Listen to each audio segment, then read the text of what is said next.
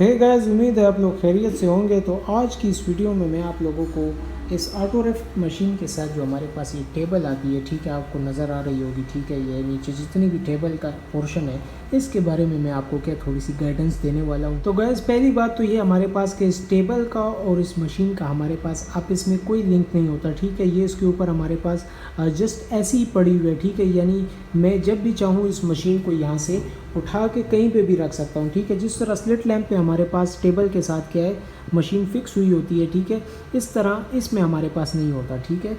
अच्छा guys, second बात ये है कि इसमें हमारे पास क्या है, ये देखिए 2x2 फुट की भी आती है, ठीक है, और इससे हमारे पास थोड़े से बड़े साइज़ की भी आ सकती है, ठीक है। लेकिन ये हमारे पास एक स्टैंडर्ड साइज़ है, ठीक है। ये हमारे पास अब चाइनीज़ टेबल है, इसमें हमारे पास जैपनीज़ की आती हैं, वो हमारे पास साइज़ में थोड़ी ज़्यादा हैवी होती हैं, ठीक है। तो आजकल हमारे पास ज़्यादातर चाइनीज़ टेबल्स ही यूज़ हो रही हैं, ठीक है। कुछ जगह इंडियन भी यूज़ हो रही होती है हमारे पास, ठीक है।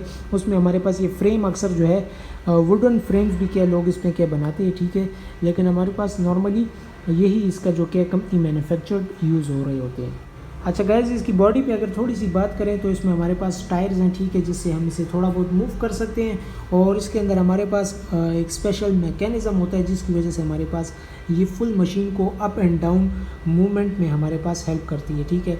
यहाँ पे इसका आप देख सकते हैं कि क्या है, यहाँ पे एक ऑन का बटन है, ठीक है। अगर आप लोगों को नज़र आ गया हो, ये अब हमारे पास मशीन जो है ऑन हो चुकी है, ठीक है। अच्छा, ये मशीन जो है हमारे पास 220 वोल्ट और हमारे पास 110 दोनों पे काम करती है, ठीक है।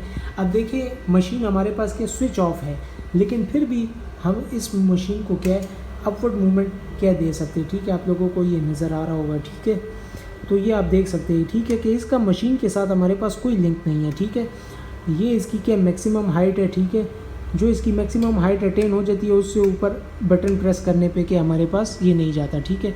यहाँ पे इस टेबल में हमारे पास क्या है एक्सेसरीज़ रखने के लिए क्या एक बॉक्स भी अवेलेबल होता है, ठीक है। इसके अंदर हमारे पास कुछ इंपॉर्टेंट एक्सेसरीज़ हमारे पास कंपनी की आती हैं, ठीक है। ये हमारे पास कॉम्पैक्ट होकर ये मशीन आती है, उसको फिर हमने खुद ही असेंबल करना होता है, ठीक है। असेंबल करने का फुल प्रोसीजर दिया होता है, ठीक है। और साथ में एक एक्स्ट्रा जो है हमारे पास टायर भी जो है कंपनी की तरफ से आता है, ठीक है। तो ये सारी बातें मैं आप लोगों को इसलिए बता रहा हूँ कि अगर आप लोगों ने क्या मशीन परचेज़ करनी हो, ठीक है, आपने टेबल बाई करनी हो, तो आप मेक श्योर करें कि आप जो है टेबल ऐसी लें जिसका वेट कम हो आपके पास, ठीक है, वो आपके पास जगह कम ऑक्यूपाई करे।